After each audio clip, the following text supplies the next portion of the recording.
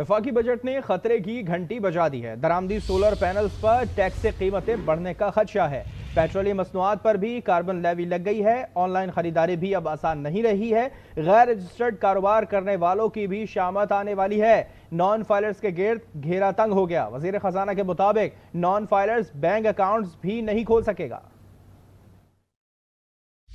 وفاقی بجٹ سے مہنگائی کا طوفان، درآمدی سولر پینل مہنگے، پیٹرولیم مصنوعات کی قیمت بڑھنے کا امکان، نان فائلرز کے گرد گھیرا تنگ، آن لائن خریداری بھی دشوار ہو گئی۔ درآمدی سولر پینلز پر 18% ٹیکس لگا دیا گیا۔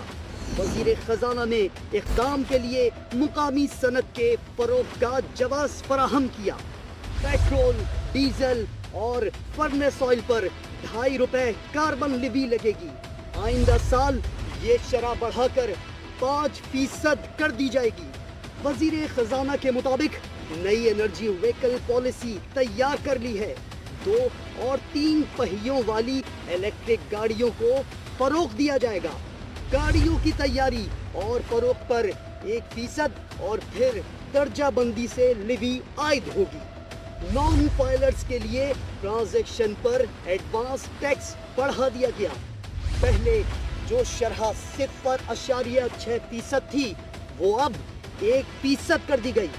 پیٹرول، ڈیزل یا ہائیبریڈ گاڑیوں پر سیلز ٹیکس میں یکسانیت لائی جائے گی۔ 18% سے کم سیلز ٹیکس والی گاڑیوں پر بھی 18% سیلز ٹیکس عائد ہوگا۔ تمام ضم شدہ اضلاع کے لیے ٹیکس چھوٹ کا خاتمہ ہوگا۔ ان اضلاع پر 5 سال کے دوران مرحلہ وار ٹیکس لگایا جائے گا۔ آن لائن خریداری کرنے والوں کو 18% سیلز ٹیکس دینا ہوگا۔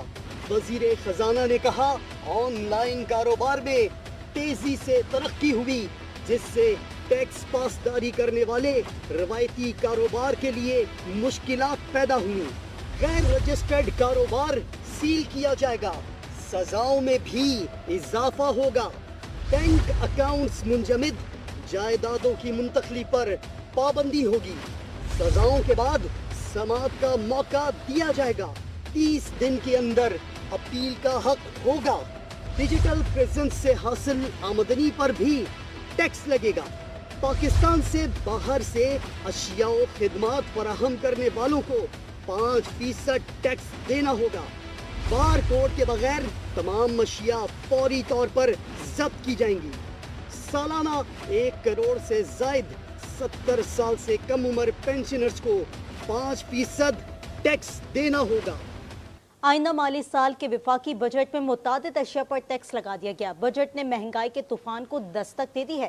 درآمدی ٹماٹر، مٹر، دالیں، کھجور، موسمی کیک، دودھ، دہی، پولٹری، سرجیکل آلات، ورزشی machinery, canola, insulin, syringe, solar chargers اور N G kit, palm oil, تمباکو، تعمیراتی مشینری پر ٹیکس لگا دی گئے ہیں۔ الیکٹرک موٹر سائیکل، رکشہ اور 3 پہیوں والے برقی لوڈر پر ٹیکس میں کمی کر دی گئی ہے۔ فائنانس بل 2025-26 کا اعلان، متعدد اشیاء پر ٹیکس کی شرح میں رد و بدل۔